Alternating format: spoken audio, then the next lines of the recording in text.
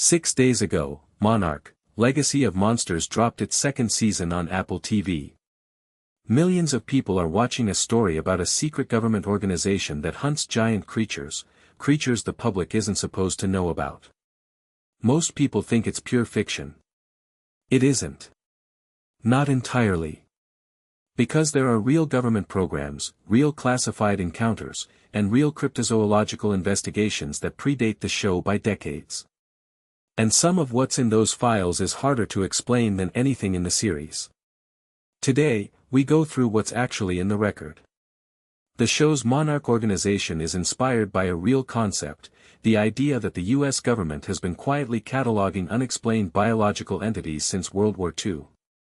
And while no agency called Monarch exists publicly, what does exist is a documented history of government-funded cryptozoological investigation that most people have never heard of. In 1958, the U.S. Army Corps of Engineers commissioned a study on large unidentified mammals in the Pacific Northwest after a series of encounters by construction workers near Bluff Creek, California. The study was internal. It was never published. That same year, something was found at Bluff Creek that remains one of the most debated pieces of evidence in cryptozoological history. In October 1967, Roger Patterson and Bob Gimlin filmed what appeared to be a large bipedal creature in Bluff Creek. The footage, known as the Patterson-Gimlin film, has never been definitively proven to be a hoax. In 2002, a man named Bob Hieronymus claimed he was the man in the suit.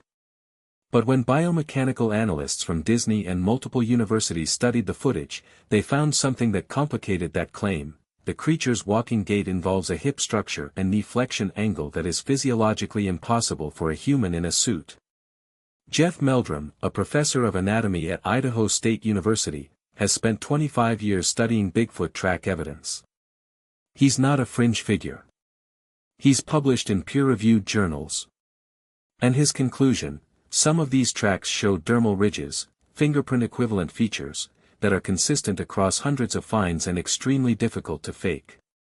But here's where it connects to the show. What Monarch, Legacy of Monsters gets right is this: if giant creatures existed, the government wouldn't announce it. The economic, psychological, and military implications would be catastrophic. And there's a documented precedent for exactly this kind of suppression. In 1977, the Japanese fishing vessel Zuio Maru hauled up a massive decomposed creature off the coast of New Zealand. The carcass weighed 4,000 pounds. Photos were taken. Tissue samples were collected. The Japanese government issued a commemorative stamp. Then the samples were analyzed. The results were classified for nearly 20 years.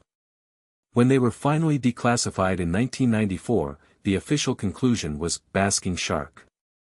But basking sharks don't have 4 paddles, a long neck, or the skeletal structure photographed on that deck. Marine biologists who reviewed the photos publicly disagreed with the classification. That same year, 1994, the U.S. Navy's SOSUS hydrophone network, originally designed to track Soviet submarines, began picking up anomalous biological sounds in the deep Pacific that didn't match any known marine species. One of those recordings, nicknamed the Bloop, was originally classified. It was only partially released in 2005. The official explanation: ice quake.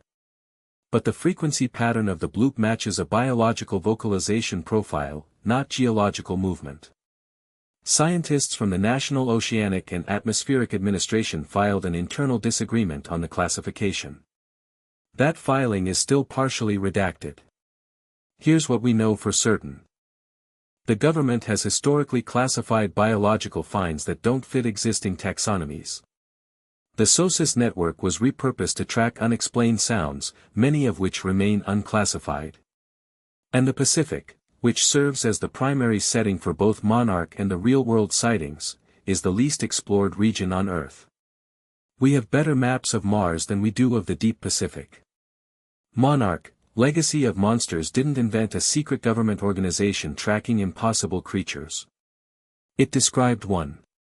Whether it's Bigfoot in the Pacific Northwest, a surviving plesiosaur off New Zealand, or something in the deep ocean that hasn't been named yet, the pattern is the same: encounter, classification, suppression. The show just gave it a name. If you want to go deeper on any of these cases, the Zuyo Maru carcass, the Sosis recordings, or the Patterson-Gimlin biomechanics analysis, drop it in the comments. We cover whatever you want to know. Subscribe if you want the full picture. Not the official one,